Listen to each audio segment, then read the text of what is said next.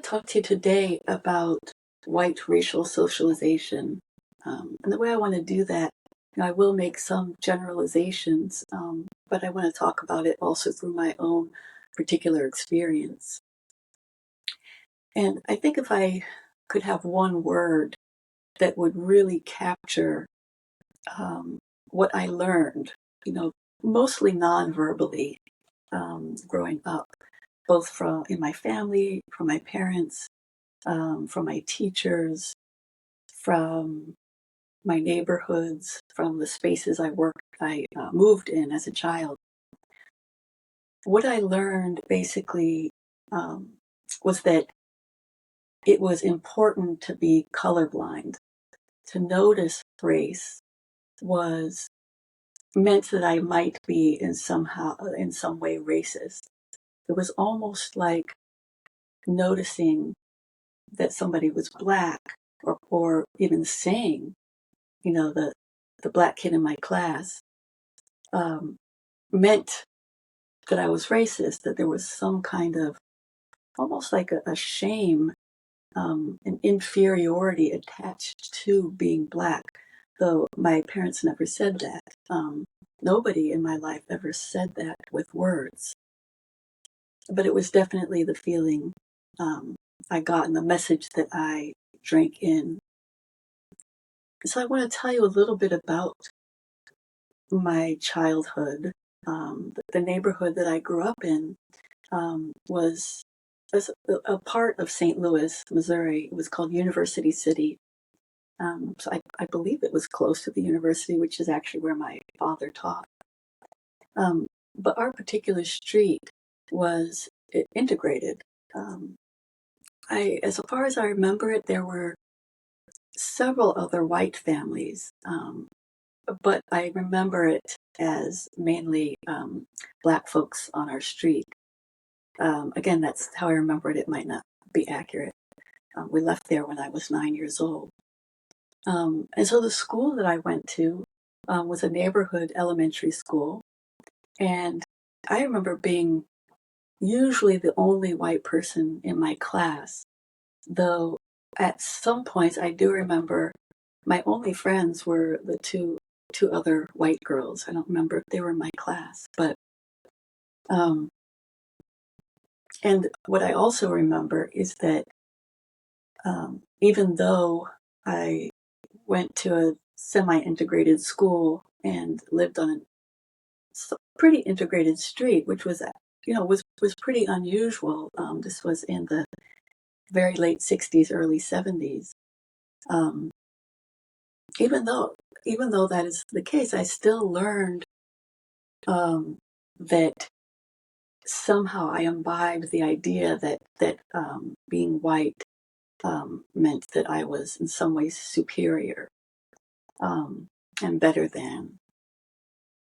And I think when I really think about it, one of the ways I learned that, and there's so many different ways, but one of the ways I learned that, particularly in my family, was that the people who came over for dinner, the people who we socialized with inside our house, were, as far as I remember, were all white. I think there might have been times when, there was maybe a colleague, there's somebody that my parents worked with who was, from another country. But I don't remember ever having a black person at the dinner table with us. That's something, by the way, I never noticed. Really only last year I started thinking about that. And so I think the message that I got from that was that black people, although I went to school with black folks and lived in a neighborhood with black folks and played on the street with black folks, that they were not actually our equals. And another message I got, another way that I got that message was in the summers, we got out of the city, which got very hot in St. Louis in the summer, and we would drive to Maine. And we would take the ferry to this tiny little island. It took like an hour, hour and a half to get to this island in Maine, in Casco Bay. And, I remember kind of on the drive. Actually, I don't remember this. I remember in hindsight. All I remember on the drive was how excited I was to get to Maine and to this island. And the island, there was freedom, there was sunshine, there was fresh air, there was cool breeze, there was the ocean. They could swim, pick berries. It was, the way I remember it's very idyllic. And I only recently, in the last 10 years, realized that it was also entirely, entirely white. So much so that when I invited my wife to go with me, probably 10 years ago or something, the kinds of looks, we got a lot of looks, sort of like, who do you belong to, when we arrived there on the island and got off the ferry, that kind of double take, like, oh, there's something doesn't belong here, someone doesn't belong here. It was very, very painful experience and very eye-opening for me,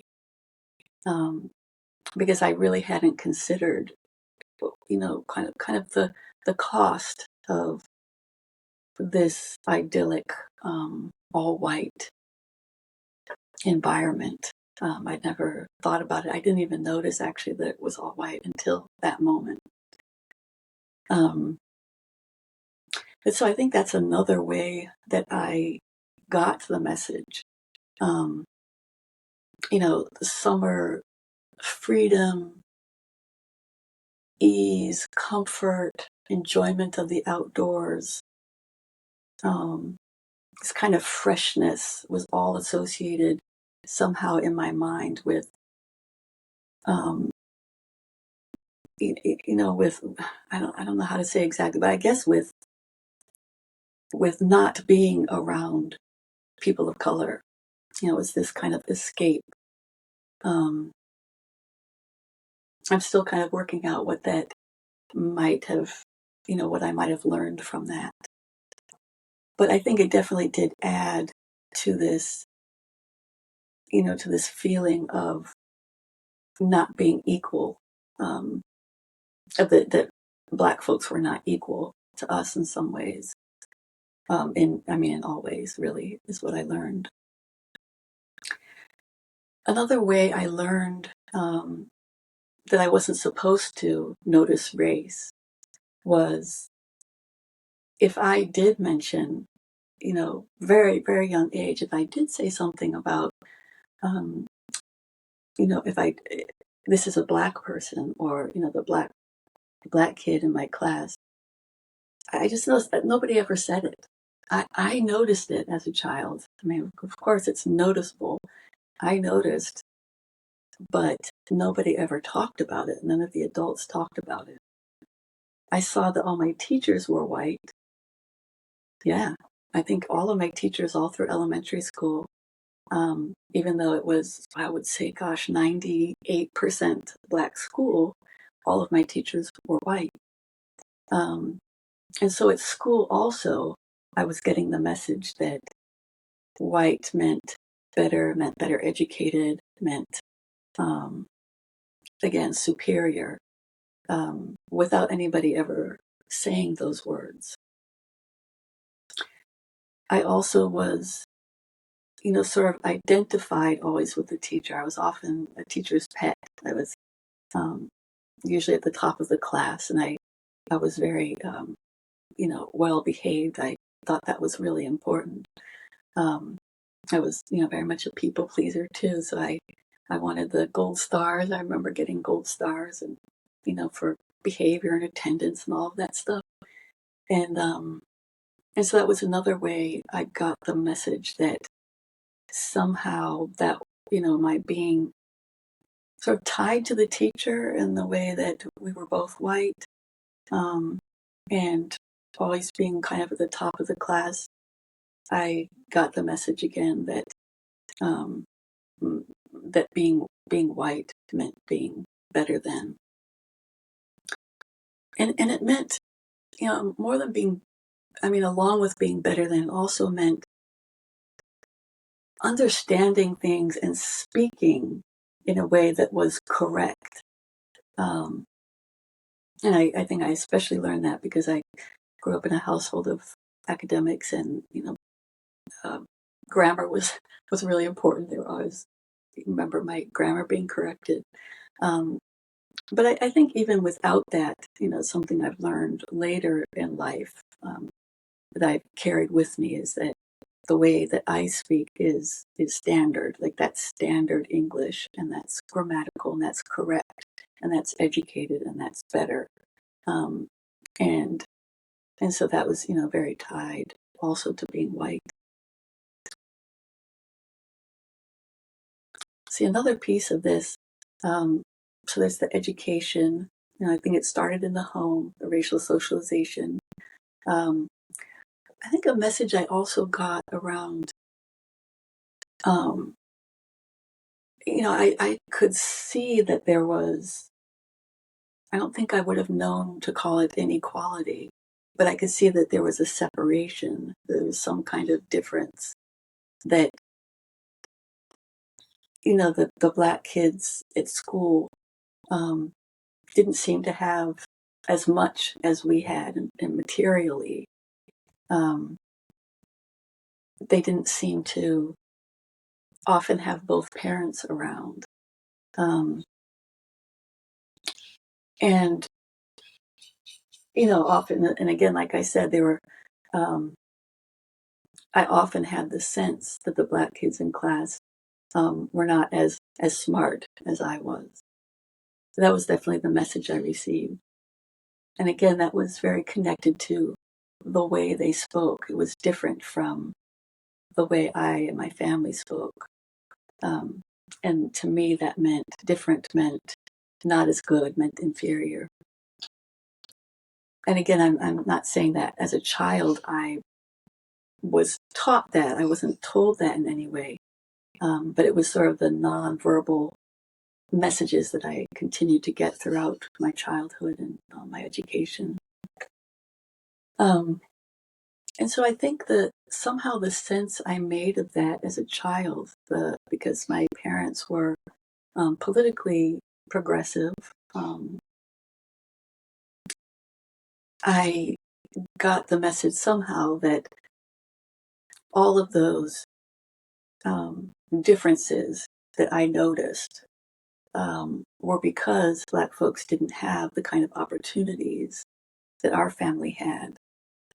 Um, it was never really said out loud that I remember that it was, because we were white, or because they were Black. Um, and somehow what I internalized was a kind of, now I think of it as a kind of paternalistic attitude. Like, okay, I get that you're not as smart as me, but it's because you haven't had the opportunities, so and so, so on and so forth. Um, and that's something I've carried into my life, as an adult. It's taken me a long time to notice it, and to notice that when, like a colleague, speaks in a way that isn't the standard white English that I know, um, that I automatically think of them as not smart, and not educated. And um, and it's really, it's hard to admit that. It's very hard to admit that, because that's not how I think of myself. Um, but it's taken me a while to really put it, to kind of take off that, white racial frame. I'll call it that, which I will explain more probably in another episode. But to kind of put that aside, to fight that and say, let me just listen differently. Let me listen to what's actually being said. Let me listen underneath my judgment about how this person is speaking. And, as I've learned to do that, um, I've, I've sort of learned how much I've missed, if that makes sense, how much I've missed the voices and the ways of seeing and the wisdom, and the different perspectives of Black folks and other people of color, because I've so easily just dismissed it because it's different, from my way of understanding the world. Um, so just want to see what the time is. Want to try to keep this. Okay. Trying to keep these not too long. Let's see, what else do I want to say about that? It's not easy to talk about this. It's not easy to admit. But that's kind of been a pattern, in my own racial socialization. That kind of paternalism. I think that's very common in white liberal circles. There's not maybe outright racism, but it's I'm shot through with racism and white supremacy in just in the terms of how I see people who are different, how I understand, how I hear, how I relate. And that's kind of a process that continued, it was, so then there's in the family, then there's at school and education, which continued for me. I often, in high school, I was often, I wasn't the only white kid then, but I was in this magnet program that was within an all Black school. But within that magnet program, it was, we were a mixed group of kids, possibly a majority white. I don't remember clearly, but there's a lot that I, also learned, and continue to learn. As I spoke about in last episode, in terms of my actual education, there was all of my ideas about, it, just implicit superiority, were confirmed by how I learned history, and especially American history, how I learned English, who we studied, who we read. And then, there's the circle outside of that, which would be media, the books I read, the movies I saw, television that I saw, and all of the newspapers, all of that just served to confirm. So there's this really great image I saw, and I'm going to see if I can find a way to share it with you. Just kind of learning about YouTube still. But it's a really great image of how socialization happens. And there's this part where it talks about how it's reinforced, starting with the family and the education, all the other systems, governmental systems, culture, media, all of that. And then there's this place on it where there's, a fork. There's a place to get off that cycle. And I really love the way it talks about it, because one way is to, remain blind, remain ignorant, not do the work of being honest and really kind of excavating, the knowledge that's already here in my own history, in my own body, in my own, growing up and on to adulthood. And that's what collusion looks like, and that's what I've done for most of my life. Is the maintaining, reinforcing the status quo, which for me is how we got to be in this moment as a nation. I kind of think of it as like white supremacy run amok. But there's another option, and that option is the re-education I get to re-educate myself. I get to learn to listen and learn from the whole histories that have been that I've been blind to, and I get to look inside, and that gives me the opportunity to interrupt that cycle. I don't have children, but I think it's especially important for people who do have children, because parents are the ones who socialize their children into a culture. Um, but I certainly, I certainly have many people in my life um, where I can, continue to collude, or I can interrupt and take a different stance, a stance where I'm conscious, more conscious. So I'm going to stop it there. Would love to hear some stories from you. I'm sure they'll be helpful for everybody about what you remember learning sort of implicitly. I'm sure there are explicit messages too. I think for many of us, many more of the racial socialization messages are much more unspoken, implicit messages. And I'd love to hear kind of how you learned, what those messages were for you, how you learned them, who did you learn them from, how do you see them showing up in your life today. Um, as always, please comment, share with people. I appreciate you listening. Thank you.